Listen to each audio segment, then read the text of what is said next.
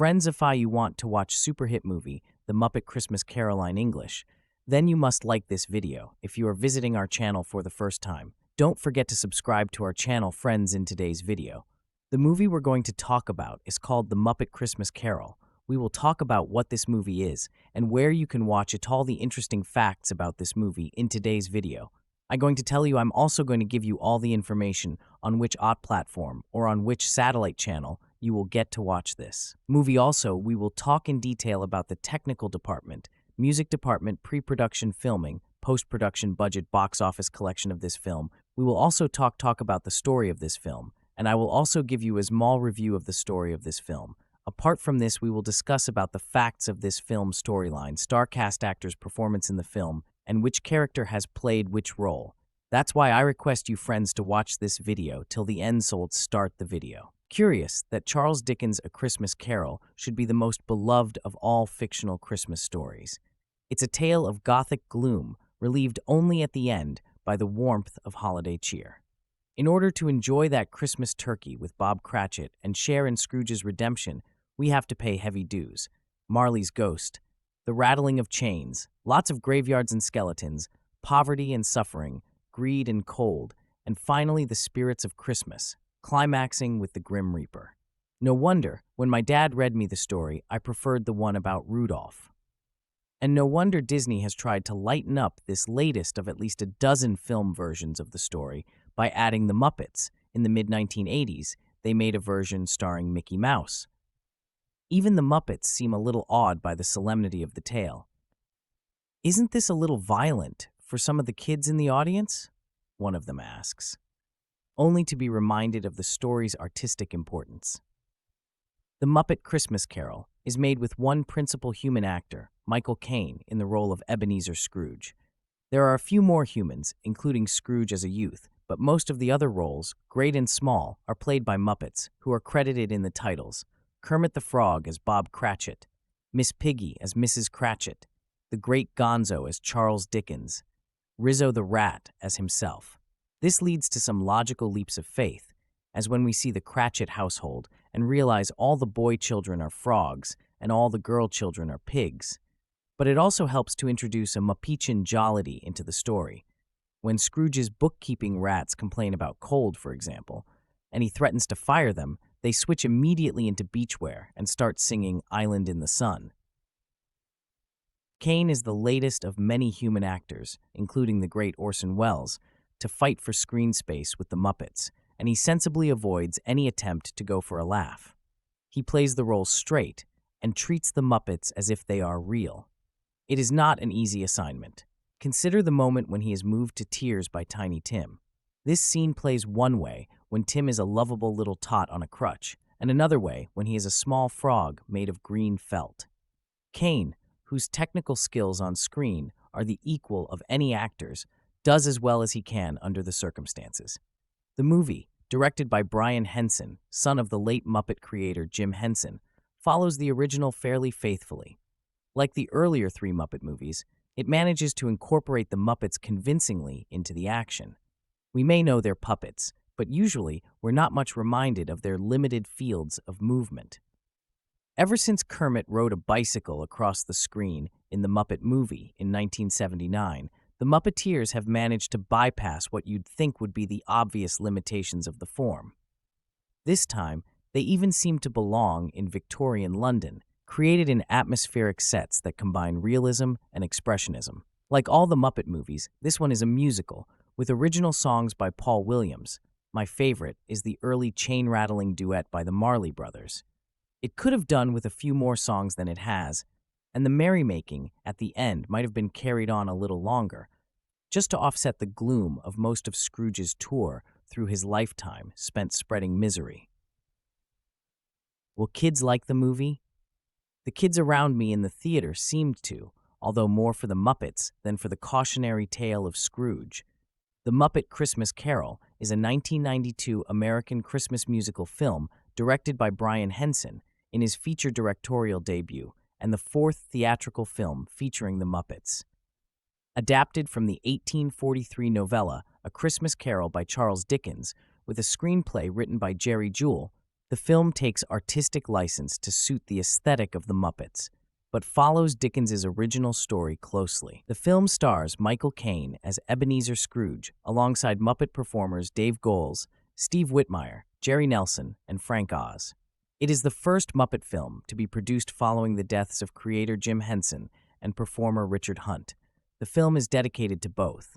The film was released in the United States on December 11, 1992, by Buena Vista Pictures Distribution under its Walt Disney Pictures label. It was a modest box office success and received generally favorable reviews. It is the first Muppets film to be produced by Disney, whose parent company would later acquire the rights to the Muppets characters and assets in 2004. Plot: Charles Dickens, Gonzo, and his friend Rizzo narrate the story of Ebenezer Scrooge, a greedy, rude, penny-pinching, and lonely moneylender of 19th century London, who does not share the merriment of Christmas. On Christmas Eve, he rejects his nephew Fred's invitation to Christmas dinner, dismisses two gentlemen, Bunsen Honeydew and Beaker, collecting money for charity, and hurls a wreath at a carol-singing bean bunny. His kind, humble employee Bob Cratchit, Kermit the Frog, and the other bookkeepers request to not work on Christmas Day, since there will be no business for Scrooge on the day, to which he reluctantly agrees. That night, Scrooge encounters the shackled ghosts of his late business partners, Jacob and Robert Marley, Statler and Waldorf, in his bedchambers. They warn him to repent his wicked ways, or be condemned to wearing chains, and to suffer in the afterlife as they do, and that three spirits will visit him during the night. At 1 o'clock, Scrooge is visited by the childlike ghost of Christmas past, who shows him visions of his childhood and early adult life. Along with Dickens and Rizzo, they visit his lonely school days and then his time as an employee at Fozziwig's, Fozzie Bear, rubber chicken factory. There, at Fozziwig's Christmas party, Scrooge meets a young woman named Belle, with whom he falls in love but loses as he chooses money over her. A despondent Scrooge tells the ghost to leave him and is returned to his home. Scrooge next meets the gigantic, merry ghost of Christmas Present, who shows him the joys and wonder of Christmas Day. Scrooge and the ghost visit Fred's house, where Scrooge is made fun of for his stinginess and general ill will toward all. Scrooge and the spirit then visit Bob Cratchit's house, learning his family is content with the little they have. Scrooge also takes pity on Bob's ill son, Tiny Tim, Robin the Frog, whom the ghost comments will soon die if things continue the way they are. The ghost leaves Scrooge. The ghost of Christmas, yet to come, takes Scrooge into the future, where a recent death elicits no sympathy from the inhabitants of London, and the stolen possessions of the deceased are sold to a fence named Old Joe. The ghost also shows Scrooge the Cratchits' home, where they find Bob and his family mourning the death of Tiny Tim. Scrooge is led to the cemetery, where the ghost points out the neglected grave of the unloved man. Scrooge wipes the snow away on the tombstone to see it bears his name. Scrooge tearfully vows to change his ways and suddenly finds himself back in his bedroom, where he discovers it is Christmas Day. An overjoyed Scrooge begins spreading happiness and joy around London, agreeing to give money to the gentleman's charity and reconciling with Fred and Fozziwig. Scrooge has been by the poulterer's prized turkey, and they, along with Dickens, Rizzo, and the gentleman, deliver it to Bob's family. Scrooge tells Bob he will raise his salary and pay off his mortgage. Dickens tells that Tiny Tim escaped death thanks to Scrooge's new generosity, and everyone celebrates Christmas together.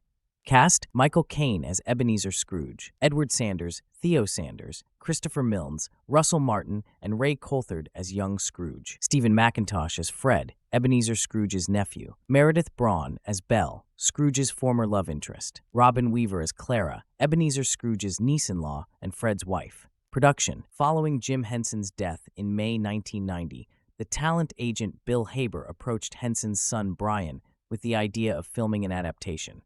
Haber told Henson that Christmas Carol is the greatest story of all time. You should do that, and later informed Henson that he had sold the idea to ABC as a television film. The longtime Muppets writer, Jerry Juhl, was hired to write the script and decided to insert Charles Dickens, portrayed by Gonzo, as the stand-in narrator in order to remain faithful to the original prose of the written material. Henson stated that Gonzo was chosen because he was the least likely choice to play Dickens, while Rizzo the Rat was added to inject some humor and serve as a Greek chorus. Established Muppet characters were initially written to portray the ghosts, with various accounts stating Robin the Frog or Scooter was to be the ghost of Christmas past, Miss Piggy to be the ghost of Christmas present, and Gonzo, before he was written to portray Dickens, or Animal as the ghost of Christmas yet to come. 6-8. However, the idea was scrapped in favor of new Muppet characters that would better underline the ghost's ominous nature.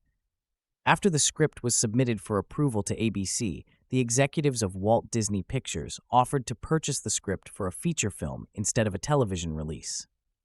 The English actors David Hemmings, Ron Moody, and David Warner, and the American comedian George Carlin were considered to portray Ebenezer Scrooge. Henson later offered the role to Michael Caine, who replied, "I'm going to play this movie like I'm working with the Royal Shakespeare Company. I will never wink. I will never do anything Muppety. I'm going to play Scrooge as if it is an utterly dramatic role and there are no puppets around me." He took inspiration for the role from Wall Street Cheats and Embezzlers. I thought they represented a very good picture of meanness and greed. Production took place at the Shepperton Studios, England. During filming, in order to allow for the Muppets and the human actors to be in the shot, floors had to be removed and reinserted, with Michael Caine having to walk across narrow planks between the Muppets and their performers. Additionally, the buildings in the London street scenes were constructed by hand, but diminished in size in order to achieve the appearance that the streets were relatively longer. When the musical sequence, "It Feels Like Christmas," ends with a crane shot, the short buildings became apparent in the background. Brian Henson explained on the DVD audio commentary that they were aware of the problem during shooting, but eventually decided that the closing shot was worth it, as they believed not many people would notice the error. Release. Box office. Walt Disney Pictures appeared to have high expectations for the film, being their widest released film of the holiday season and the second widest release under the Disney banner that year. However, the film opened in 6th place, initially reported to have collected $5.9 million in box office estimates, which was later revised to $5 million. Ultimately, The Muppet Christmas Carol grossed a total of $27.3 million in North America. Despite being a modest box office success, The Muppet Christmas Carol did not have a large effect during its theatrical release, having to face competition from Home Alone 2, Lost in New York, and Disney's own Aladdin. Critical response. On Rotten Tomatoes, the film has an approval rating of 77% based on 56 reviews, with an average rating of 7/10. The site's consensus states, "It may not be the finest version of Charles Dickens' tale to grace the screen, but The Muppet Christmas Carol is funny and heartwarming and serves as a good introduction to the story for young viewers." On Metacritic, the film has a score of 64 out of 100, based on 27 critics, indicating generally favorable reviews. Audiences polled by CinemaScore gave the film an average grade of A on an A+ to F scale. Janet Maslin, reviewing for the New York Times, said that there wasn't great show of wit or tunefulness here, and the ingenious cross-generational touches are fairly rare. But there is a lively kiddie version of the Dickens tale, one that very young viewers ought to understand. Kathleen Carroll of the New York Daily News gave it 3.5 stars, calling it a delightfully imaginative musical adaptation of Charles Dickens' classic tale, and noting that it's a measure of Michael Caine's talents as an actor that he's able to give a straight-faced, remarkably convincing performance as the notorious tightwad Ebenezer Scrooge while surrounded by pint-sized veteran scene stealers. Though she did write that, the songs by Paul Williams tend to sound exactly alike. Peter Rayner of the Los Angeles Times said that die-hard Muppet fans may get a boost from the film, but Dickens lovers will fare less well. Somewhere along the way, round about the Ghost of Christmas Past stuff, the magic has fallen out of the story. The treacly score by Miles Goodman, with songs by Paul Williams, doesn't help. The Muppets are at their best when they're anarchic, without all this soggy whimsy. Norman Wilner of the Toronto Star, in contrast, called the film one of the most loyal renderings of Dickens. writing that Caine, who has always been able to fully become the characters he plays, delivers an unexpectedly strong performance as a human being who plays every scene with hand puppets and makes us believe he's been relating to the little fuzzies all his life. However, he had a mixed review of Williams' songs in the film and was particularly critical of its closing number.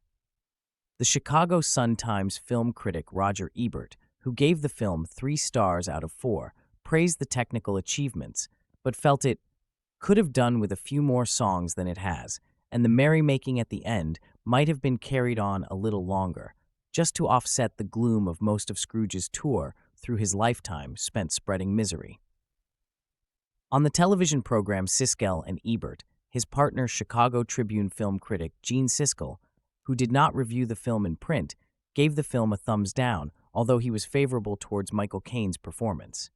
Also from the Chicago Tribune, Dave Kerr reviewed the film as a talky, plotting film that seems likely to bore children and adults in equal measure.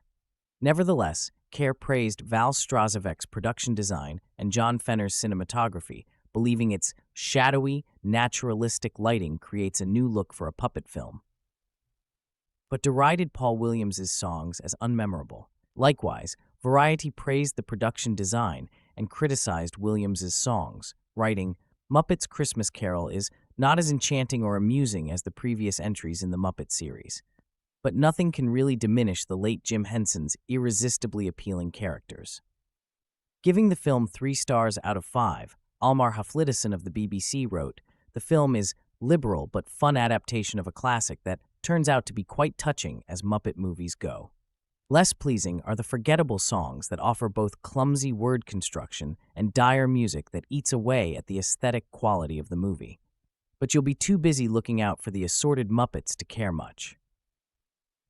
In London, the Evening Standard's Alexander Walker said that the Muppets passed their first screen test playing characters other than their felt or furry selves with great exuberance.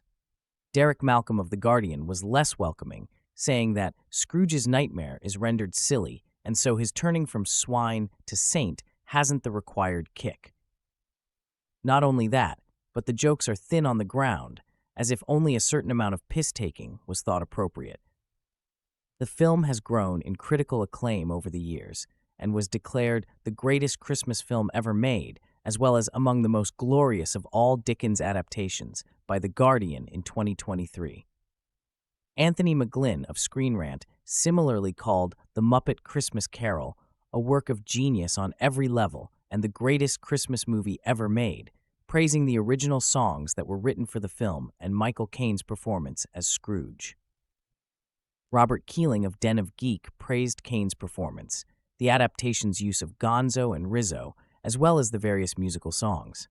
Home Media. This is the first Muppet film co-produced and released by Walt Disney Pictures, and the rights to the Muppets featured in the film would later be purchased by the studio's parent company. In addition to theatrical releases, the film has also been made available on home video formats. It was first released on VHS in the US on November 5, 1993, in the UK on November 15, 1993, and later on DVD in both countries. The first US DVD release on October 8, 2002, was in a full-screen-only format. Walt Disney Home Entertainment released the film in the US on DVD on November 29, 2005, in conjunction with Kermit the Frog's 50th anniversary celebration. This time the DVD contained both full-screen and widescreen presentations. The UK has also had similar DVD releases. Walt Disney Studios Home Entertainment released a 20th anniversary collector's edition on Blu-ray, DVD, and digital copy on November 6, 2012. The release does not include the film's extended cut. However, the song When Love Is Gone and its accompanying scene can be viewed in its entirety on the full-screen version of the anniversary edition of The Muppet Christmas Carol, though it is cut in the widescreen format. On December 9, 2022, Disney Plus released a 30th anniversary edition via streaming media, which includes the song When Love Is Gone as an option in its menu. A story album of the movie was nominated for a Grammy Award for Best Spoken Word Album for Children in 1994. Music. The film's original score was composed by Miles Goodman with songs written by Paul Williams. Williams previously worked with the Muppets on the soundtrack to the Muppet movie 1979, in which he and Kenneth Asher were nominated for an Academy Award for writing Rainbow Connection. Goodman previously scored several films that were directed by Muppet performer Frank Oz. Soundtrack. The Muppet Christmas Carol original motion picture soundtrack contains all of the songs from the film, which were written by Paul Williams, as well as several cues from the score by Miles Goodman. However, most of them are different arrangements than as they are featured in the film. The performances are by the Muppet characters as well as Caine, and the album also includes the songs Room in Your Heart and Chairman of the Board that were recorded but never filmed. As with all preceding Muppet films, The Muppet Christmas Carol was shot as a musical. The soundtrack album peaked at number 189 on the Billboard 200 chart. The soundtrack was re-released on digital by Walt Disney Records on November 6, 2012. Track listing. All tracks are written by Paul Williams songs and Miles Goodman score, except where noted When Love Is Gone. When Love Is Gone is a song sung by the character Belle, portrayed by Meredith Braun, as she laments that Scrooge's love of money has replaced his love of her. The song itself was cut from the original 1992 American theatrical edition of the film by Jeffrey Katzenberg, the then chairman of Walt Disney Studios, who believed that the song would not appeal to young viewers. Instead, the song was played during the film's end credits scene. Brian Henson objected to this decision, as the concluding song, When Love Is Found, was a direct counterpoint to it not in the theatrical release, and is presently missing from some copies of the movie, which is a real shame.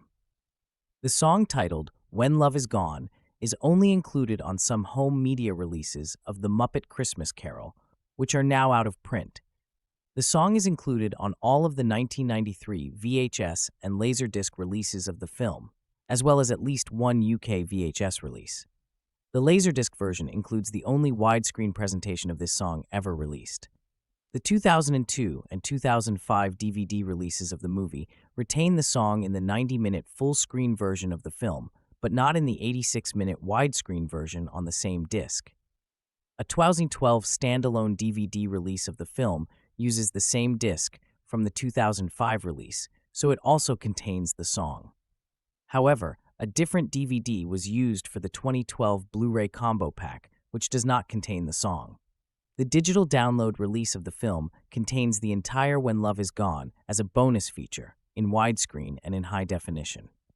In a 2018 interview with The Big Issue, Henson said he believed that the song was unlikely to appear in any further releases of the film because Disney had reportedly lost the original video master and film negative. In 2019, Robert Keeling of Den of Geek felt it an excellent choice for the song to be omitted, feeling it to be thoroughly depressing and out of place. However, on December 9, 2020, Henson confirmed to BBC Radio 2 that the original film negative featuring the entire footage of the song had been found by Disney archivists and would be included in all future 4K releases. Due to time constraints, Disney Plus was unable to include the new full version on its Christmas 2020 streaming release of the film. At the 2022 D23 Expo in September, Henson stated the version of the film with the song restored would be available on Disney Plus later that year. The streaming service released the full-length version as an option in the film Extras on December 9, 2022.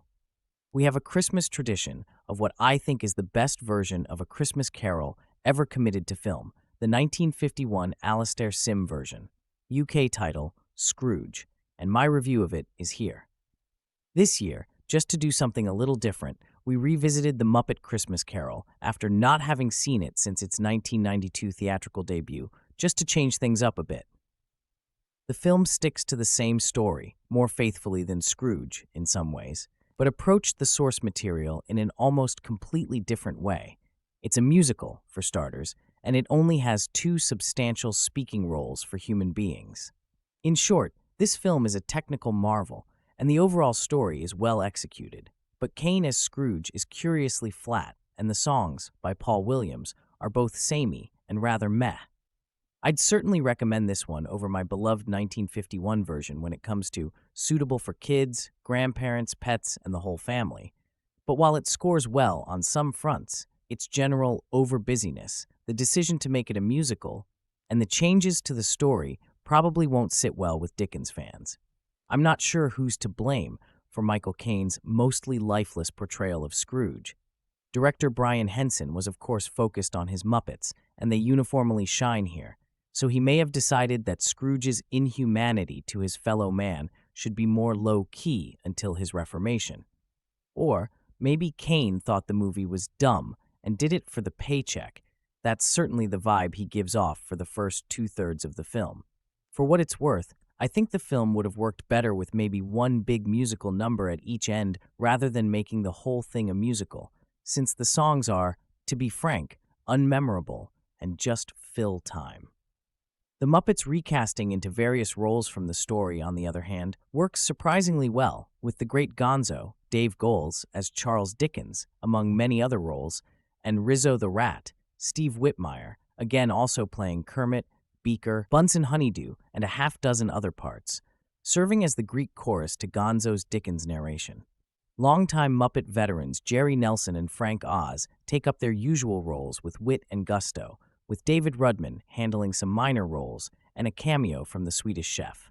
When Scrooge is seen in flashbacks in the early parts of his life, Raymond Coulthard, Russell Martin, Theo Sanders, Christopher Milnes, and Edward Sanders, the character is more alive, a trait Caine slowly picks up on during his ghostly visits and finally brings to the fore at the very end. The other main human being speaking role is Fred, Scrooge's nephew, and actor Steve McIntosh is just fine in the role, but should have been used elsewhere. We'll come to that later. A lot of respect must go to the Muppet performers in the lead roles, who have decades of experience with these familiar characters and carry it off on a movie scale just as well as they do on television. Special respect must go to the Muppet performers who play the ghosts, the floating and diminutive Ghost of Christmas Past, Karen Prell, with voice by Jessica Fox, the giant Ghost of Christmas Present, Jerry Nelson and Donald Austin, and the effectively haunting Ghost of Christmas Yet to Come, Rob Tigner and Donald Austin. There are also dozens of little Muppet characters, mice inside the homes, rats who work for Scrooge's office, etc., and some giant characters, and the spirit of Jim Henson lives on in these parts and the talented people who bring them to life. In the finale, we get to see over 100 Muppets in a panning shot, a very impressive accomplishment that makes them all the more real throughout much of the film. It later came out that English actors David Hemmings, Ron Moody, and David Warner, the latter would have been my pick, alongside American comic George Carlin, who might also have been quite good, were considered for the role of Scrooge before Michael Caine finally won the role. I'm still not sure if Caine's low-key misery was his choice or Henson's, given that this is a family/kids version of the tale. But Caine noted that he based his portrayal on the present-day vultures of Wall Street and the banks, which may account for the more bloodless, cynical portrayal. The London street set used in the film was uncannily similar to the one used in the 1951 Scrooge, modified for scale, obviously, which delighted me. But while I understand the decision to keep the Muppet characters the audience would know using their original voices, the lack of UK accents from nearly everyone, apart from McIntosh and Caine, was a disappointment to me, especially for the ghosts. Given that the story, author, characters, and filming location were all in the UK, I felt like every character, with the Swedish Chef obviously exempt, should have added a UK lilt to their voices. I haven't mentioned Kermit the Frog as Bob Cratchit thus far in the film, for two reasons. First, although Bob is the raison d'etre of Scrooge's reformation, he's hardly in the film. And two, he doesn't really communicate Cratchit's plight because Kermit is a good-natured, happy frog at heart and is incapable of portraying suffering.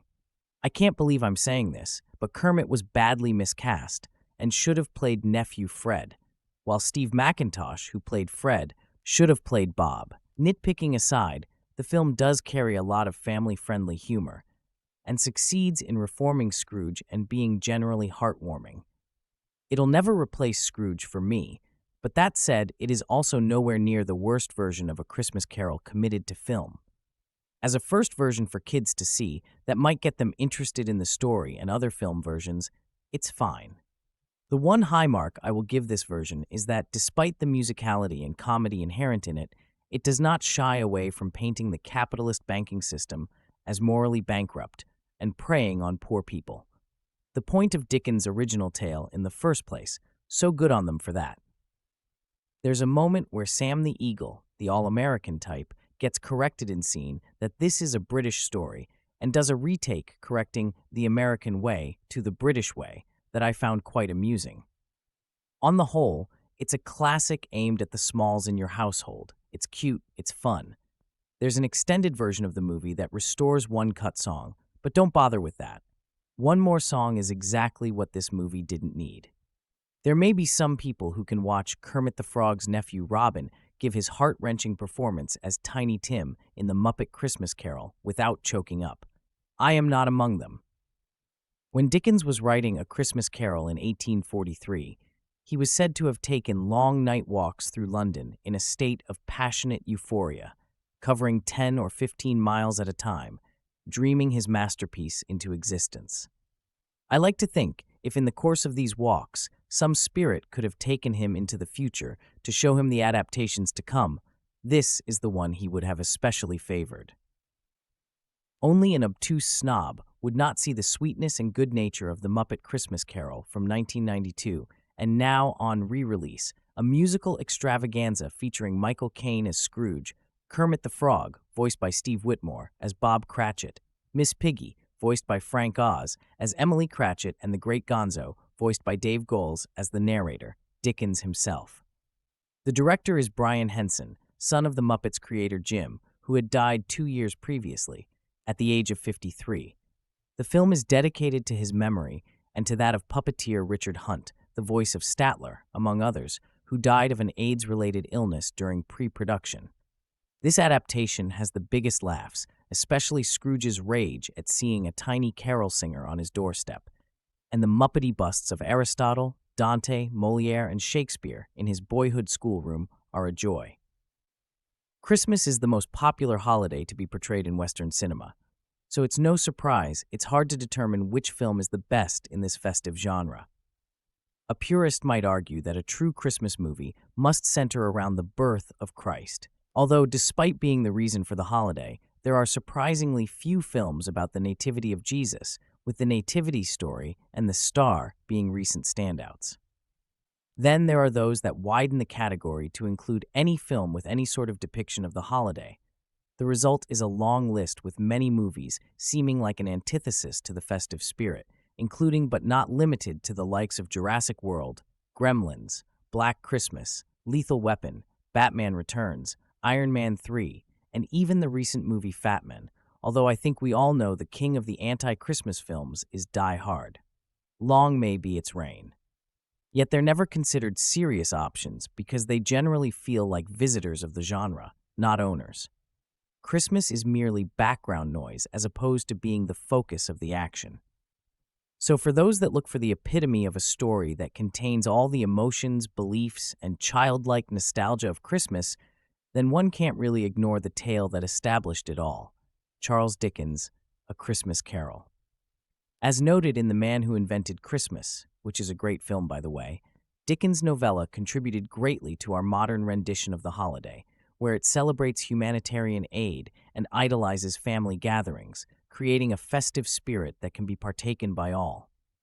While there have been many film adaptations, the best one is clearly The Muppet Christmas Carol. Why? Because like dragons, Muppets always make a story better. That's why. The Muppet Christmas Carol is, without a doubt, my favorite Muppets film. Released to theaters 10 years ago, Christmas Carol is significant for being the first film of the new Muppet era, following the 1990 death of Muppet creator and mastermind Jim Henson. Jim's son Brian takes the helm in his directorial debut for the Muppets take on the staple of holiday entertainment, Charles Dickens' A Christmas Carol. While the story has been done in over 30 different films and countless TV series, The Muppet Christmas Carol stands out as one of the more memorable and more successful renditions.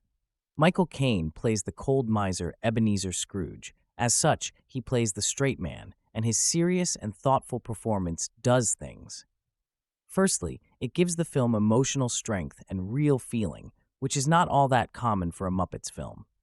Sure, the Muppet movie and Muppets Take Manhattan were able to present a convincing story and puppets that you actually cared for, but it was usually done in a zany, self-knowing comic method. But Muppet Christmas Carol is not without the wonderful Muppets' sense of humor. For the second successful element of Caine's lead performance is that the contrast between Scrooge's miserable ways and the general cheery disposition of the Muppets in the story's various roles creates a lot of funny situations. Take a scene near the beginning at the counting house. It's cold, dark, and dreary, very much leaping out of the vivid descriptions of Dickens' written word. And yet, the exchanges between Scrooge and Bob Cratchit, Kermit, and the team of working rats are comic gold. The set design and cinematography of this piece is filled with life, as are the wonderful songs written by Paul Williams. Overall, Muppet Christmas Carol is a delight for all ages and is one of the finest Christmas films of the 1990s, or any time for that matter. Filled with laughter, warmth, and lovely holiday music, this is one excellent film, and the perfect blend of a timeless story and the classic Muppets charm. As my favorite of the 6 Muppet films, I had been anticipating a DVD release of Muppet Christmas Carol for a long time. A really long time. We're talking over 3 years of being near the top of my DVD wants list from when I got my DVD player in early 1999. And now, Disney has finally released this treasure this fall, and in pan and scan only. Now, it's certainly pretty difficult to fathom this decision, and you've all heard, assuming you read these reviews, my standard evils of pan and scan rant. But this exclusively full-screen release is undoubtedly the most disappointing Disney DVD travesty to me personally. As I mentioned before, Muppet Christmas Carol is filled with holiday sights and sounds. Let me emphasize the sights part, since this is the video section. This film's visual look is very faithful to the Dickens text. This is cold, snowy Dickensian England and is perfectly rendered by director of photography John Fenner and director Brian Henson. Both have a keen sense of framing, and this film, like all Muppets films, are carefully hard-matted for the 1.85:1 widescreen ratio, so that the Muppets and scenery can fill the frame just perfectly without any performers or shortcuts being seen. In addition to probably being the best photographed of the Muppet films, Christmas Carol also has the most elaborate use of visual effects, particularly for the ghosts that visit Scrooge. Suffice it to say that even though the film was released in widescreen on the DVD, even though there was a huge outlash from DVD enthusiasts regarding the full-screen-only Muppet Treasure Island DVD, even though Brian Henson himself expressed to Disney that he didn't approve of the full-screen-only release, Muppet Christmas Carol is presented in 1.33:1 pan and scan, and it certainly suffers from this treatment. The frames are cramped here, and furthermore, the full-screen video transfer looks pretty horrid. The picture lacks depth and contrast. The dark scenes seem far too dark and lack detail, and the carefully rendered scenery loses a little bit of their charm. Clearly, Disney knows that Muppet Christmas Carol is one of the most beloved Muppets films. They need only to check IMDb's ratings and comments, critical reviews, or Amazon's sales rankings to discover this. And yet they shortchanged the fans and decided both to not present the film in its original widescreen ratio and to put out a disappointing transfer of such a visual film. Audio. Like the Muppet Treasure Island DVD I reviewed early this year, Christmas Carol fares much better in the audio portion. The Dolby Digital 5.1 track is a very pleasing mix. The wonderful songs come to life in this active surround mix. The soundstage is wide and presents a contrast to the stunted video and crammed frame. The windy, snowy settings have an undeniable presence, as do the enigmatic and eerie spirits that must help Scrooge get his life together. A well-done Dolby Digital track like this makes the underwhelming video experience all the more disappointing. Like the Treasure Island DVD, Muppet Christmas Carol has some very fun and entertaining extra features. First off, let me complain about the lack of a theatrical trailer. Sure, it's just a trailer, but hey, if it's just a trailer, then how about just putting that trailer on the DVD? At this point, Disney owes it to their customer base to put out a free DVD consisting just of trailers, the ones missing from all their recently released catalog titles, like the two Muppet films, Many Adventures of Winnie the Pooh, House Guest, Jungle 2 Jungle, Max Keeble's Big Move, The Rookie, and the upcoming Santa Claus Special Edition, which loses the trailer from the original DVD. It's simple, Disney, to include the trailers, and we like them. So please stop this trend of leaving them off right now. Now, onto the features that are included. Well, first, let me discuss the menus. They're very well done and similar to the Treasure Island ones. Fully animated, and in some ways 3D, the menus present the wonderful sights and sounds of the Christmas season. We see the snowy outdoors through the window, the fireplace crackles, and Kermit the Frog is our host to the DVD, while the film's score plays. If you don't select something right away, and of course you won't because you want to see what happens, Kermit tries to remain calm while urging you to pick something. They're a lot of fun, just like this movie, but not like the pan and scan transfer on the DVD. Brian Henson, son of master puppeteer Jim, crafts a surprisingly realistic adaptation of 19th century London, as far as Muppets go. The sets are authentic, the special effects and costume design add to the storytelling, and the camera work is framed like a theater piece, which gives the Muppet Christmas Carol a real sense of time and place. Acting, Caine truly acts his ass off as Ebenezer Scrooge, amidst a cast of Muppets no less. He didn't need to go this hard, but he did anyways. And that's why the Muppet Christmas Carol successfully conveys all the emotions, e.g., empathy, fear, revelation, transformation, etc., of the Dickens original. The rest of the voice cast is goofy and colorful, which helps make Caine's performance stand out even more. He really makes this film believable. Did I already mention that the rest of the cast is Muppets? There's a good reason why Dickens' A Christmas Carol has been a perennial classic for the last 180 years. It's a timeless story that never gets old, which also makes it hard to come up with a unique interpretation. Henson's adaptation stays true to the original, but also features some additional zaniness. Rizzo the Rat and the Great Gonzo are our fourth wall-breaking narrators. The story itself is so good, however, that the zaniness can start to annoy after a while, as it breaks the dramatic tension that Caine builds up so well. Some of the songs are forgettable, We're Marley and Marley, some are fun, Scrooge, and some are fulfilling. It feels like Christmas reprise. However, The Muppets Christmas Carol is stuck halfway between movie and musical, which means there should have been more songs or none at all. Ending. As children's movies often do, The Muppet Christmas Carol ends with a joyous full-ensemble sing-along that features Scrooge discovering the meaning of life amidst his newfound Muppet pals. Caine's not much of a singer, but that only makes his performance even more authentic. He honestly should have garnered some Oscar buzz for this one. Sure, says Brett Goldstein in the recent EW video, Citizen Caine and Vertigo are good films, but I think we can all agree that, objectively, the greatest film of all time is The Muppet Christmas Carol. And that, improbably, is what everyone says these days. 30 years on, The Muppet Christmas Carol has steadily developed into a cast-iron Christmas classic. Rotten Tomatoes gives the film a 75% certified fresh rating, with an 86% audience score. A while ago, the internet got very excited about the discovery of the negatives for a boring, deleted non-Muppet song, which would now be stuck back in the middle of the film where it used to be. This is all extremely strange for me because I was there when the movie was released in 1992, and at the time, everyone hated it. The reviews were terrible, the box office take was disastrous, and there wasn't any merchandise except for the soundtrack album. In the movie's opening weekend, The Muppet Christmas Carol made $5 million, making it the number 6 film for the week. Number 6. By the next weekend, it slipped to number 7 and headed south for the winter. Overall, it made $27 million at the box office, making it number 47 for the year, under Encino Man, Three Ninjas, and Stop or My Mom Will Shoot. In 1992, The Muppet Christmas Carol was very specifically not beloved. These memories are still fresh for me all these years later, because 1992 is the year that I started publishing Muppetzine, and the release of The Muppet Christmas Carol was the first big Muppet event that I could write about. Here's what I wrote about the reviews at the time. None of the film's reviews were completely positive, and some of them were downright uncharitable.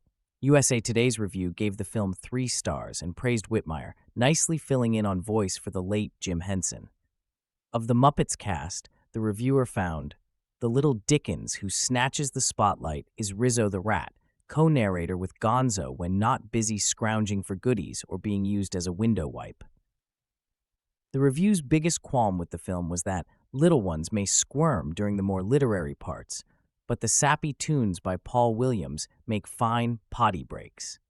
Janet Maslin of the New York Times was a lot less friendly, beginning her review with, "The Muppet Christmas Carol is not one of those clever children's films that keep adult escorts from gazing longingly at the exit signs.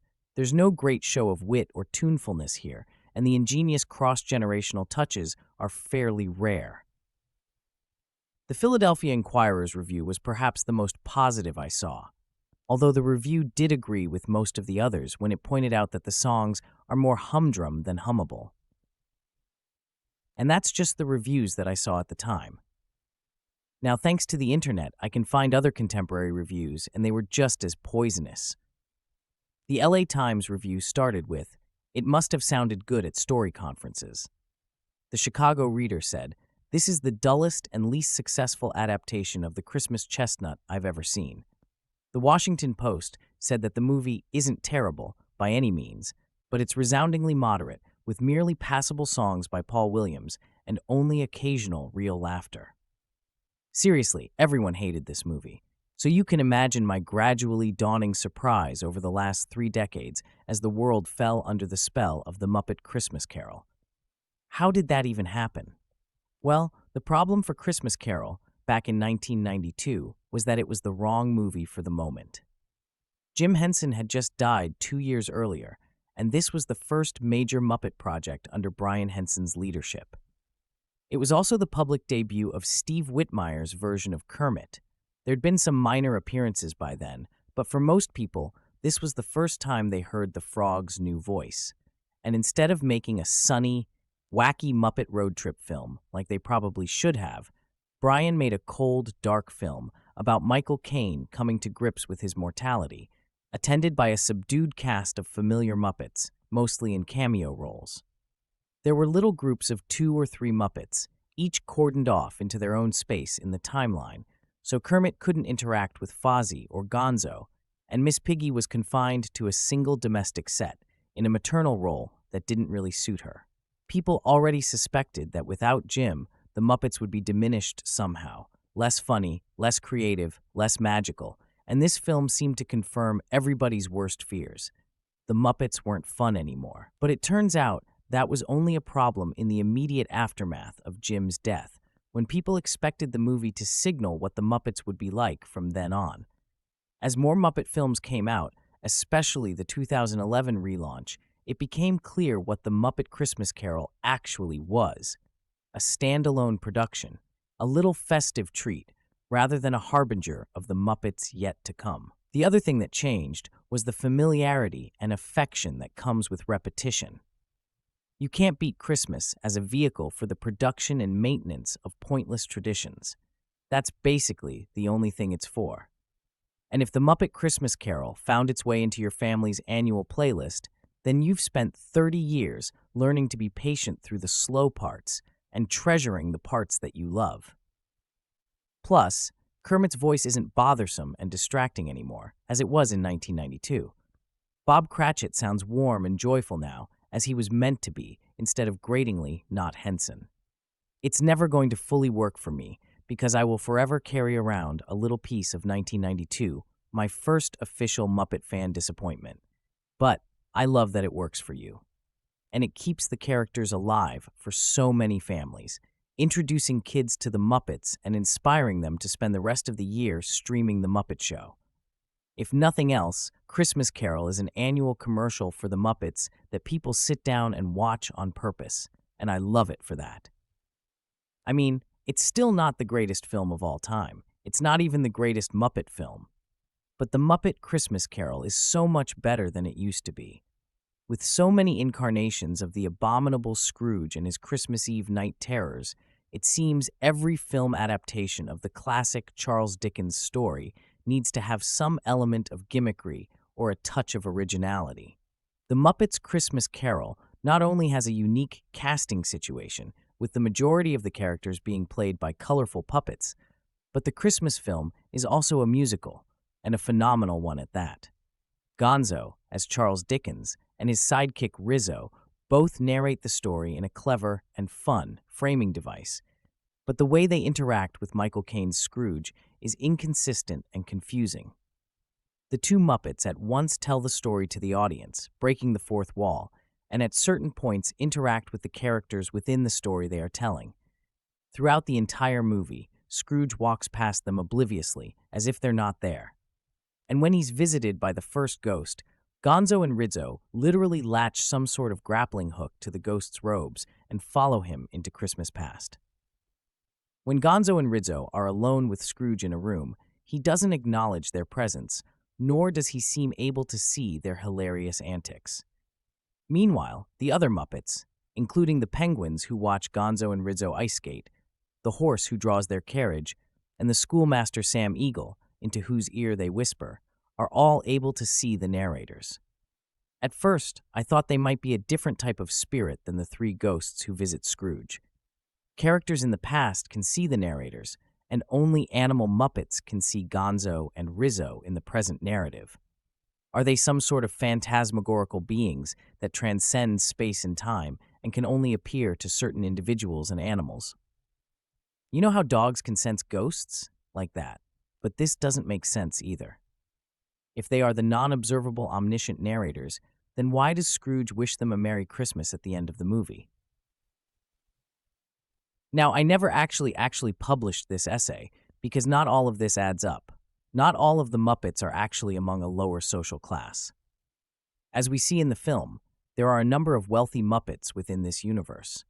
So, here we are, 1 year later, on the 26th anniversary of this film, and I still haven't stopped thinking about this abandoned essay. I went back and re-watched the movie and revisited the interview with Brian Henson, and I think I've finally decided that the easiest answer is probably the most logical one. Dickens's A Christmas Carol was influenced by what he witnessed firsthand of the treatment of impoverished people in the mid-19th century, along with a government report he read on child labor in 1843. So consider A Christmas Carol at once a culmination of what he saw, what he heard, and how he analyzed the social problems of the time. This story began as a pamphlet to call out the cruelty of the times. Of course, instead it became this novella, and an instant bestseller that drew attention to the slew of challenges of London's classism.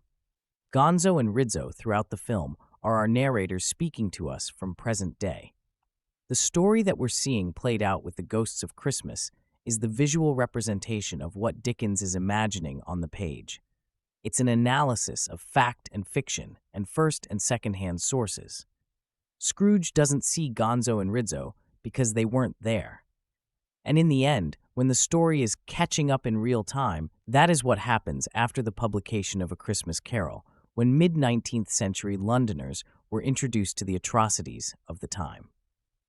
At this point, you probably think I'm stoned out of my mind, but even if it doesn't really matter, if Scrooge can see Gonzo and Rizzo, the themes behind this story and narrative structure are just as important today as they were in the 1840s, or even 26 years ago, when this movie was released. It's never a bad time to look back to see how the wealthy class abuses at-risk communities, and it's never a bad time to learn those lessons from the Muppets. Plus, given the trajectory of our current times, it's more than likely that at this point, Gonzo and Rizzo will be the populist Democratic candidates in the 2020 presidential election. But let's save that for next year's abandoned holiday essay. Print, or at best an interpositive, with the only noteworthy resolution differences coming in the form of enhanced but very inconsistent film grain. The HDR does add a lot to the presentation, mostly by toning down the oversaturation scene in the HD version, leaving the most vibrant hues for those spots with pure primary colors like the inside of Kermit's mouth. The HDR also brings more consistency and subtlety to contrasts, making blacks a good bit more consistent and eliminating some crush. So, This is definitely the best The Muppet Christmas Carol has ever looked. But hang on, in recent weeks, it was actually revealed that the original camera negative for the deleted musical number When Love Is Gone have been discovered and would be included in a new ground-up 4K restoration of the film, sourced from the original elements. If you're not familiar with When Love Is Gone, that's probably because the song was cut from the theatrical version of the film at the insistence of Jeffrey Kenberg and Disney, for fear that it was too emotionally sophisticated for a children's film, something I can't imagine Jim Henson ever allowing. But it was his son Brian's cinematic directorial debut.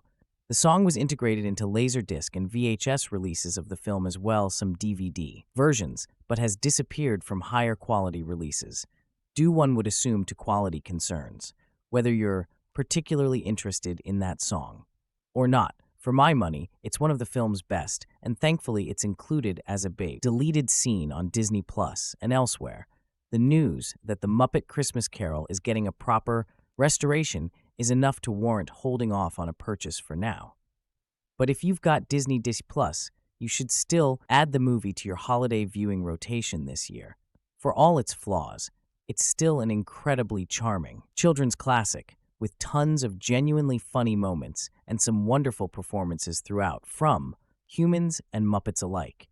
And for what it's worth, it's the only cinematic adaptation of A Christmas Carol that has genuinely made me shed a tear over the death of Tiny Tim. Christmas is the most popular holiday to be portrayed in Western cinema, so it's no surprise it's hard to determine which film is the best. In this festive genre, a purist might argue that a true Christmas movie must center around the birth of Christ. Although despite being the reason for the holiday, there are surprisingly few films about the nativity of Jesus, with the nativity story and the star being recent standouts. Then there are those that widen the category to include any film with any sort of depiction of the holiday. The result is a long list with many movies seeming like an antithesis to the festive spirit, including, but not limited to, the likes of Jurassic World, Gremlins, Black Christmas, Lethal Weapon, Batman Returns, Iron Man 3, and even the recent movie Fat Man. Although I think we all know the king of the anti-Christmas films is Die Hard. Long maybe its reign, yet they're never considered serious options because they generally feel like visitors of the genre, not owners. Christmas is merely background noise as opposed to being the focus of the action. So for those that look for the epitome of a story that contains all the emotions, beliefs, and childlike nostalgia of Christmas, then one can't really ignore the tale that established at all Charles Dickens' A Christmas Carol, as noted in The Man Who Invented Christmas, which is a great film. By the way, Dickens' Nala contributed greatly to our modern rendition of the holiday, where it celebrates humanitarian aid and idolizes family gatherings, creating a festive spirit that can be partaken by all. While there have been many film adaptations, the best one is clearly The Muppet Christmas Carol, because like dragons, Muppets always make a story better. That's why Violence, SLS, Scary Images, The Ghost of Christmas Yet to Come appears as a large Grim Reaper minus SI. Its appearance will spook the Litlies if they aren't used to seeing scary movie villains. One scene is set in a graveyard. There is a large spider-looking Muppet that discusses the division of a deceased's assets. Gonzo and Rizzo continually fall from a height, but are never injured. Rizzo is comically burnt and frozen at one stage. Scrooge continually threatens others in a tone of voice that kids might find shocking and is mean to several cute characters. A crippled young character dies off screen and others mourn his passing. One pair of ghosts appear in Caine's and Whale, though. They are quick to lighten the mood. Language SL, crude humor. There's still debate as to whether Beaker flips off. Scrooge Bahook, there is one Astros Shimon and an utterance of good Lord. Scrooge talks cry about the poor, whilst other characters in return speak about him in a disrespectful and derogatory fashion. Though it is a crucial part of the plot that fosters a change in personality, spiritual content characters talk about going to church. The entire film is about embodying the spirit of Christmas. Two ghosts talk about their eternal suffering due to the lack of compassion they displayed in love life. There is talk about salvation and redemption, though, not in a strictly Christian sense. The film is rather secular in its content, that moment of hope when the door reopens, right before Scrooge pegs a scrunched Christmas wreath at this little bunny's head will always elicit a snortly awe from the audience right from the start. It's clear that the Muppet Christmas Carol takes the words carol in its title quite seriously, spending over 2 minutes tracking over the snow-covered rooftops of a quaint-style British town. During its opening credit scroll, it blasts the audiences with an overture bursting with as much Christmas nostalgia an audio track can muster, using a traditional orchestra. There are the classic taps of a tambourine, the royal pomps of tubas and French horns, the regaling of trumpets, the deep booms of the percussion, held together by a light, catchy melody that enraptures the ears and harkens the mind back to every single Christmas carol you've ever heard in your life. The Muppet Christmas Carol easily contains the best music of all. The Muppet movies, similar to the original, Beauty and the Beasts, Bonjour, and Aladdin's Arabian Nights, the film, uses a strong score and a catchy song to introduce the audience right away to its unique setting and characters, immediately establishing its whimsical tone. There's no rhyme or reason in this cinematic world as to why there are Muppets. Sometimes a real horse is used, while other times it's a puppet. Ultimately, the audience has no time to ponder the deeper mechanics of this odd society. As we quickly become distracted and concerned, there's no cheeses for us. Mises. It's a world full of colorful characters, each with their own little personality, quirks. Having studied puppetry as a subject in college, it's a thing. One of the main takeaways was that a puppetry routine is not complete. Without a little bit of magic, it can be a turn of events in an interaction or a surprise reveal of a puppet's abilities. The Muppet Christmas Carol offers plenty of examples of this, some subtler than others. Vegetables break out into song, cats suddenly appear to sing alongside pigeons and rats, discover a heat wave after a particularly amusing bout of mind. Dialogue, to name a few. It's these little moments that breathe life into an old tale that many in the audience will already be familiar. The hardest part in adapting A Christmas Carol for cinema is finding a way to endear the audience towards such an unlikable protagonist. Ebenezer Scrooge, as the Muppet carolers proclaim, he goes to extremes to convince us he's bad. The narrative structure for books is considerably looser than screenplays, and Blake Snyder fans will understand the importance of the Save the Cat beat for movies, a moment in the first act that demonstrates the good morals or upstanding nature of the lead character as a way to win over the audience's interest, as Tenet disappointingly demonstrated earlier this year. If the film fails and viewers are not convinced to invest in the main character's journey, then no matter how intriguing the plot and mind-blowing the action, if there's no emotional connection, then the movie will feel soulless. While some might debate this, narrative beat is covered in Scrooge's begrudged granting of Bob Cret's Kermit the Frog wish for a day off work. It would be egregious to not also recognize the power of the Muppet Christmas Carol supporting cast. It's the distinct advantage this film adaptation has over the others. It's surreal how much these animated bindings of felt and cloth can energize a scene, even though veteran actor Michael Caine offers a fabulous performance as the crotchety Ebenezer Scrooge. In the opening act, the role is presented as a caricature, the very embodiment of a person with a cold heart. He kicks out charity organizers, attacks a caroler, and admits in seeing the benefits to society if the poor simply died. If the supporting cast didn't balance out and meet Caine's level of performance, then the film would be one drearily cynical meeting after another bankrupting the movie's tone and audience's interest before it even gets the chance to get going, which is a common flaw seen in other adaptations. Instead, we're offered a delightful parade of whimsical characters, both Muppet and human. Scrooge's cruelty is offset with comedy from the supporting cast, brightening the tone and emphasizing the outrageousness of the cold-hearted man's actions to the point of making them funny and somewhat remotely relatable. Of course, the greatest support is seen in the film's usage of the narrator Gonzo. The great stands in to portray the author Charles Dickens, who delivers excerpts from the book to further set the scene, all while performing a double act with Rizzo, the rat playing himself, who is only there for the food. Oh, how we relate. What's marvelous is, despite the Muppet Christmas Carol's young demographic, It doesn't dumb down the script a lot of. The dialogue still remains reminiscent of the era, and Gonzo's language isn't simplified to the point that the style of the Nala is lost. This narrative role doesn't only contextualize Scrooge's unacceptable behavior, it also helps to educate young audiences of the literary culture that surrounds this moralistic fable, whilst also being a tribute to Dickens's own part in bringing forth the spirit of Christmas.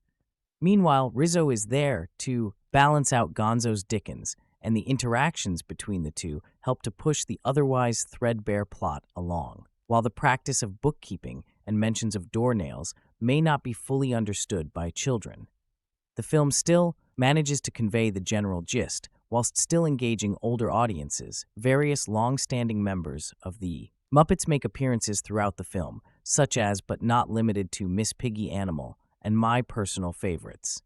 Statler and Waldorf got to love those critics if they're not standing in for an actual role in the story, which operates as a blend between the Muppets' personality and the Christmas Carol character they're portraying.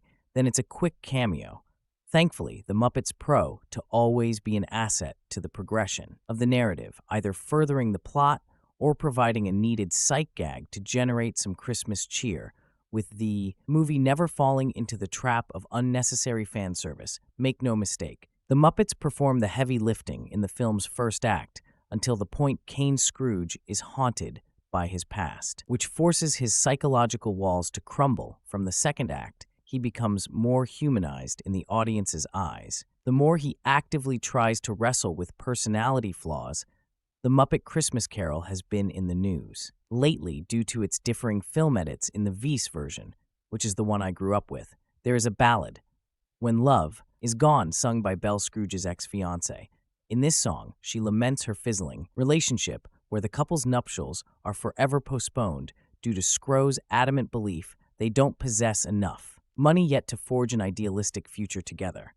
The song was excluded from some versions, despite director Brian Henson's wishes, as Jeffrey Kenberg from Walt Disney Studios believed it slowed the pace and didn't appeal to children. Unfortunately, the original film negative of the song was lost in the editing process up until just recently, when a Disney archivist rediscovered the footage. It will now be included in all future 4K releases, though there is no set date as to when that might occur. To be fair, Jeffrey Kenberg wasn't wrong. When I was a kid, I remember always fast-forwarding through the song, as thought it was boring now as an adult, just like Scrooge. I wish I could revisit my past and shake myself forever thinking such a thing. In many ways, When Love Is Gone is the crux of Scrooge's emotional journey. He begins the film as a man hardened by his ways, with a visit from the Marley Brothers, only shaking his mind enough to warrant further introspection, but not necessarily change. What's interesting about Scrooge's character is that he possesses qualities that are normally seen as good. He's studious, has a strong work ethic, and he's frugal with his money, not spending his wealth on frivolous items, which is currently countercultural in today's Instagram-inspired world. His relationship with Belle is the turning point of his life, where he ultimately chooses to let those normally positive traits define his identity and to take over his life in a toxic direction. Begs the ghost of Christmas past to not revisit the memory, as it's the greatest regret of his life. During the course of When Love Is Gone, we witness Scrooge break down as he recalls the words Belle mournfully sings. It's been decades, and yet he still remembers, as though it's seared into the back of his mind. It's obvious this moment haunts him more than the three spirits combined. Watching it as an adult, it's heartbreaking. It stabs you right in the heart and twists the knife. Without the inclusion of the song, Scrooge's character arc makes less sense. We go from seeing a brief scene of the couple breaking up to Rizzo crying, despite the little amount of emotional impact the relationship had with what was displayed on screen, to Scrooge suddenly becoming more open to learning. Impact the relationship had with what was displayed on screen, to Scrooge suddenly becoming more open to learning about Christmas. The musical refrain in the film's finale also no longer makes sense, whereas the song's presence in the end credits has lost all place of reference. What Scrooge realizes during the ballad is that the personality traits he revered so much throughout his life were the catalyst for his greatest mistake. Since he knows where that path led him, he therefore becomes more open to the possibility of exploring another with Belle. He failed to live in the moment, which explains why Scrooge endears himself to the ghost of Christmas present in the following sequence. As he realizes he has much to learn, should he hope to never make the same mistake again without the song Scrooge undergoes. A massive personality change, which feels undeserved thanks to the internet when Love Is Gone has been uploaded online for those that wish to include it in their viewing experience. Here it is for your convenience. The Ghost of Christmas, Yet to Come, is easily the most terrifying aspect of the film, where even Gonzo Dickens confesses it may be too scary for the kids. Admittedly, when I was a child, I always shook with fear whenever the Grim Reaper-like costume appeared on screen, though I was proud.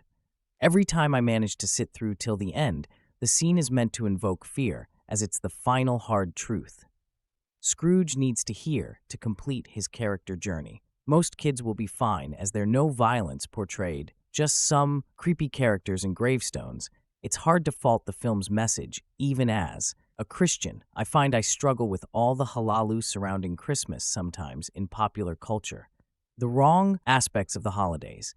Traditions are amplified, for instance, the seemingly obligatory materialistic presents and the romanticization that promotes perfectionism.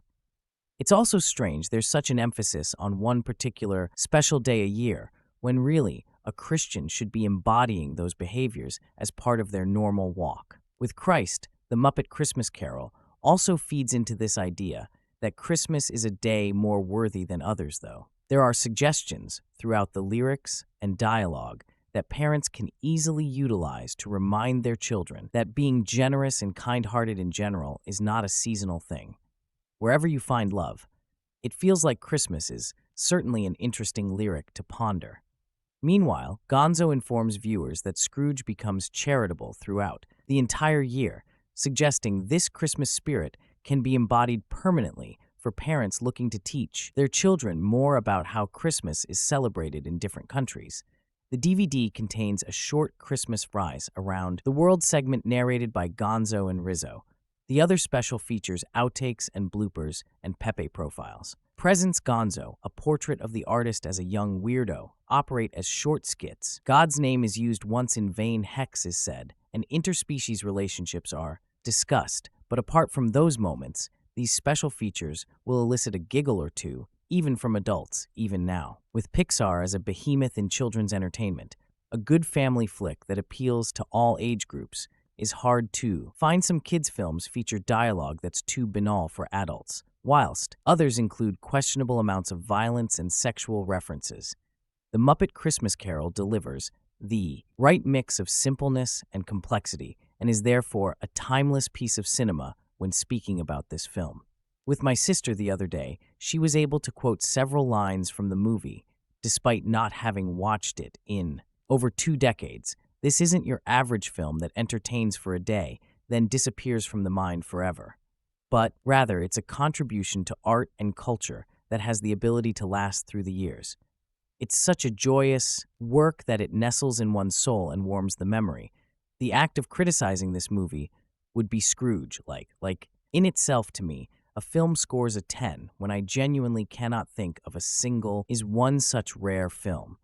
It's a magnificent achievement, given it's the first production from the company following the deaths of Richard Hunt and Jim Henson, both of which are honored in the film's opening titles. I think we can all agree that Brian Henson and the rest of the cast and crew have made them proud and carried on their legacy well done. More detail. What do Alistair Sim, Albert Finney, George C. Scott, Jim Carrey, Patrick Stewart, Bill Murray, and Michael Caine, among others, have in common? They have played the part of Ebenezer Scrooge in an adaptation of Charles Dickens' A Christmas Carol. Sim has been the gold standard since he appeared in the classic 1951 Scrooge. Scott, who headlined a 1984 made-for-TV movie, comes in a close second. Albert Finney sang and danced his way through a 1970 musical. Bill Murray offered an updated take on the legend in the 1988 Misfire Scrooged. Jim Carrey got animated, and Patrick Stewart did a one-man stage show, and Caine tried gamely to play opposite a bunch of puppets, A Christmas Carol, may be versatile, but it's not that versatile. The problem with The Muppet Christmas Carol isn't Caine. His Scrooge is arguably among the 4 or 5 best screen interpretations of the infamous Smizer, but forcing him to play against the Muppets not only diminishes his efforts, but lowers the entire production to the level of pantomime. I suppose that's the intention. But A Christmas Carol deserves better, to an extent. So do the Muppets. They aren't well used in this movie, making the marriage between Dickens and Henson an uneasy one. At best, with Scrooge being played by a living, breathing actor, it's up to the Muppets to round out the rest of the cast. Kermit the Frog, voice of Steve Whitmire, plays the part of Bob Cratchit, Scrooge's bagger assistant Miss Piggy, voice of Franco gets little more than a cameo as Mrs. Cratchit, the great Gonzo voice of Dave Goes plays Charles Dickens, who narrates using passages from the novel. The ghosts of Jacob Marley and his hitherto unknown brother Robert Christmas, Past Christmas Present, and Christmas Yet to Come are all Muppets. A Christmas Carol is all about Scrooge, so Caine is able to carry the production on, his own, at least to an extent. One of the reasons why Patrick Stewart's one-man stage show was so successful is because, as long as one has a strong Scrooge, there's not much need for anyone else. The Muppets, as a result, serve little purpose, and because they are so well known, they become distractions. The movie might have worked better had this been an all-Muppet affair, perhaps with Kermit as Scrooge. The script also cuts the nighttime visitations heavily, presumably, to avoid boring in children and others with short attention spans, while this accelerates the story's pacing and allows the movie to come in at under 90 minutes.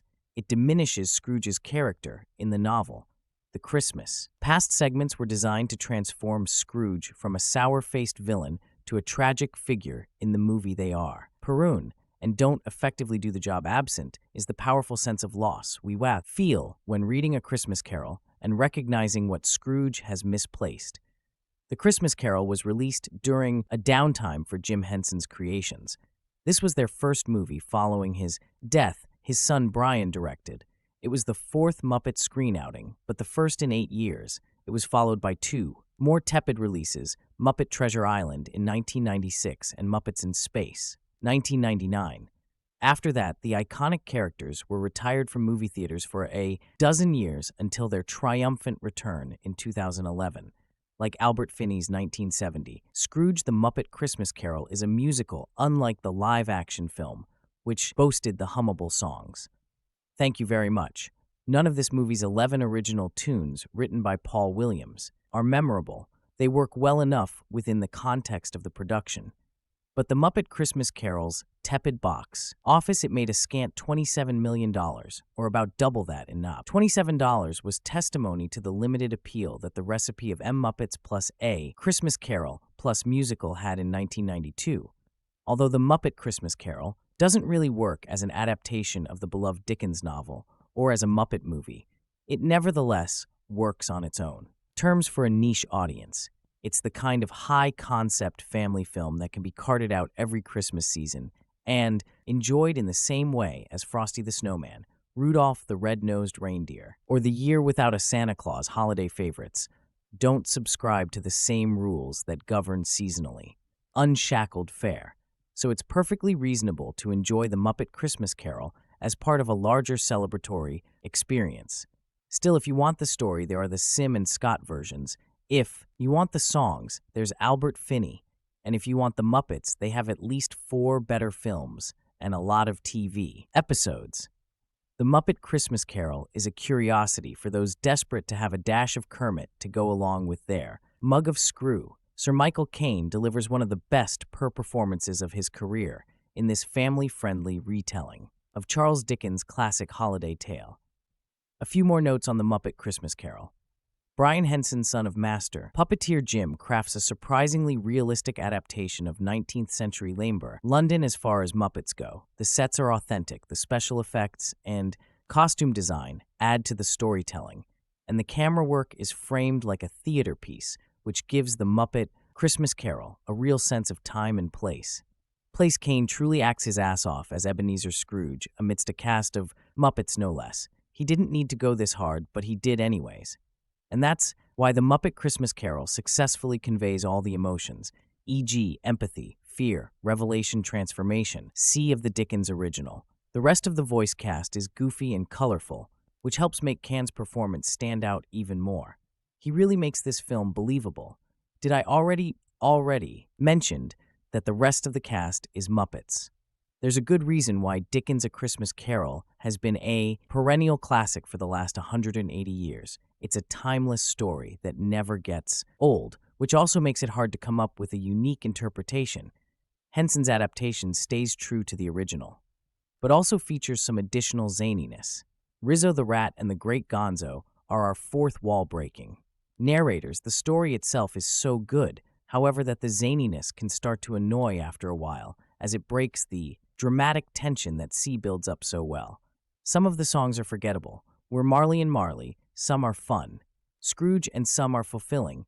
It feels like Christmas reprise. However, the Muppets' Christmas Carol is stuck halfway between movie and musical, which means there should have been more songs or none at all, as that children's movies often do. The Muppet Christmas Carol ends with a joyous, full ensemble sing-along that features Scrooge discovering the meaning of life amidst his newfound Muppet pals.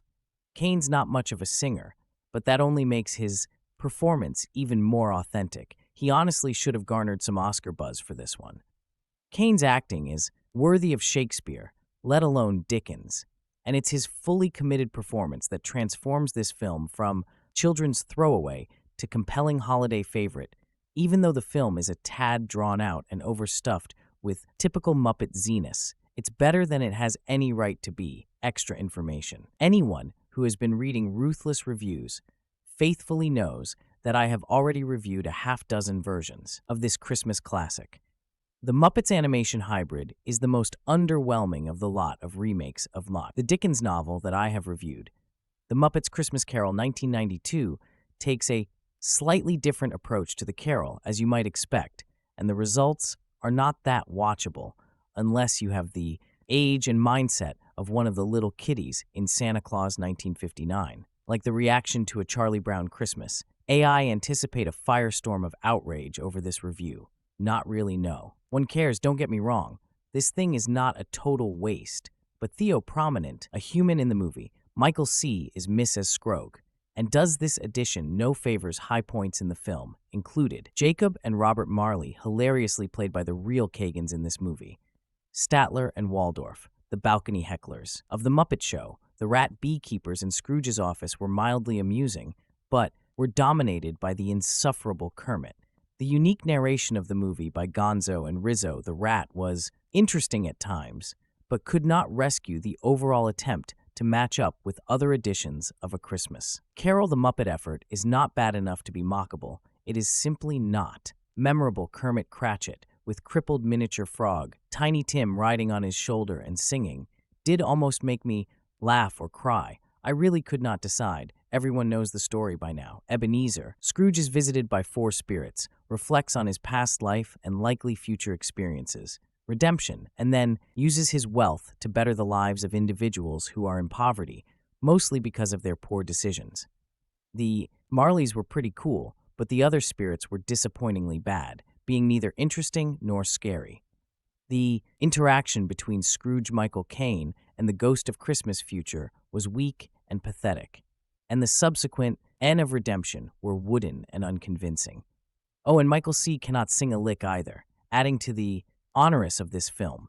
The Muppets' character insertion seemed forced, and a glaring example was Animal on the drums. At the FZG Christmas party, really, Christmas Past, was an embarrassment, and the spirit of Christmas Present looked like or at least a slow learner, as he couldn't find his ass with his hands without the aid of a skyhook. The music was consistently bad, especially the It Feels Like Christmas.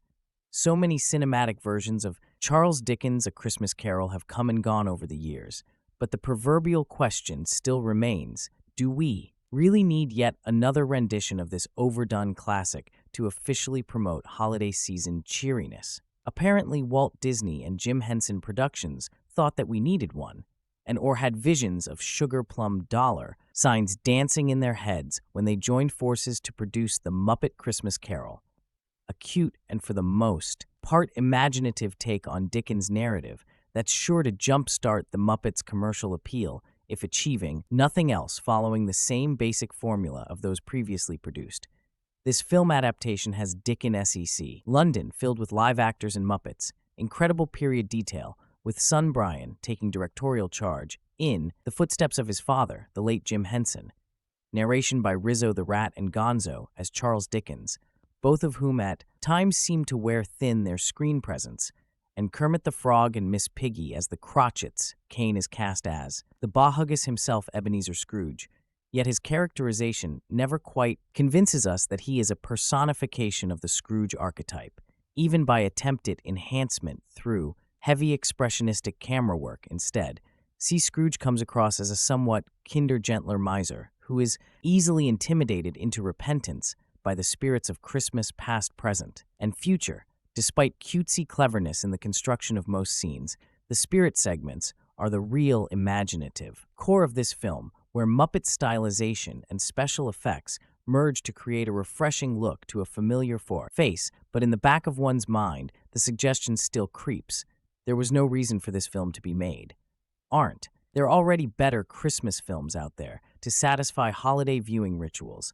It was made to reestablish the Muppets as commodity and latch onto Santa's already overburdened slave of commercialism. It's enough to make one wonder if Jim Henson would have wanted things to take this course. This film, directed by Brian Henson, screenplay by Jerry Juhl, produced by Brian Henson, Martin G. Baker, starring Michael Caine, Dave Go, Steve Whitmire, Jerry Nelson, Frano cinematography, John Fenner, edited by Michael Jabal, music by Miles Goodman, production companies Walt Disney Pictures, Jim Henson Productions, distributed by Buena Vista Pictures, distribution release date December 11th, 1992, running time 86 minutes, country United States, language English, budget $12 million, box office $27.2 million. So guys, this is the review of the Muppet Christmas Carol movie, and some information about it. How do you like our today's video? Please let us know by commenting. And if you like this video, please like it, share it, and don't forget to subscribe to our channel. Thanks for watching.